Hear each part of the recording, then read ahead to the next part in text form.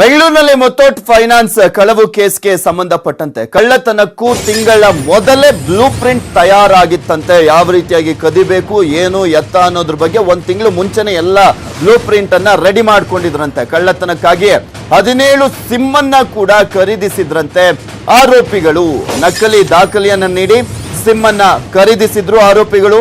ಒಂದೊಂದು ದಿನ ಒಂದೊಂದು ನಕಲಿ ದಾಖಲೆಯನ್ನ ನೀಡಿ ಖರೀದಿಯನ್ನ ಮಾಡಿದ್ದಾರೆ. ಕೃತ್ಯ ನಡೆಸಿದ ಬಳಿಕ ಎಲ್ಲ 12 ಸಿಮ್ಗಳು ಕೂಡ ಕಂಪ್ಲೀಟ್ ಆಗಿ ಬಂದ್ ಆಗಿದ್ದಾವೆ.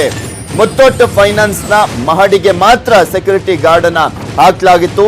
ಕಟ್ಟಡದ ಇನ್ನುಳಿದ ಮಹಡಿಗಳಿಗೆ ಸೆಕ್ಯೂರಿಟಿ ಇರಲಿಲ್ಲ. ಕಟ್ಟಡದ ಇಂಚಿಂಚು ಮಾಹಿತಿಯನ್ನ ಕಲೆ ಹಾಕಿದ್ರು ಖದೀಮರು.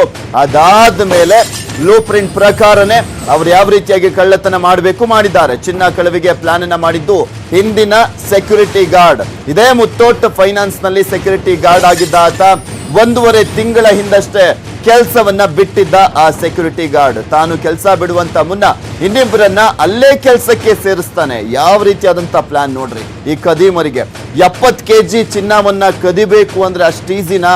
ಎಲ್ಲಾ ರೀತಿಯಾದಂತ ಪ್ಲಾನ್ ಅನ್ನ ಮಾಡ್ಕೊಂಡೇ ಇವರು ಕದ್ದಿರುವಂತದ್ದು. ಸದ್ಯ ಪೊಲೀಸರಿಂದ ದೆಹಲಿ ಸುತ್ತಮುತ್ತ ಭಾಗಗಳಲ್ಲಿ ತನಿಖೆಯನ್ನ ನಡೆಸಲಾಗ್ತಾ ಇದೆ. ಆರೋಪಿಗಳೆಲ್ಲ ನೇಪಾಳಕ್ಕೆ ಪರಾರಿಯಾಗಿರುವಂತ ಸಾಧ್ಯತೆ ಕೂಡ ಇದೆ ಅಂತ ಹೇಳಲಾಗ್ತಾ ಇರುವಂತದ್ದು. ಸೊ ಹೀಗಾಗಿ ನೇಪಾಳಕ್ಕೂ ಕೂಡ ಒಂದು ತಂಡ ಹೋಗ್ಲಿಕ್ಕೆ ಸಿದ್ಧತೆಯನ್ನ ಮಾಡಿಕೊಳ್ತಾ ಇದೆ.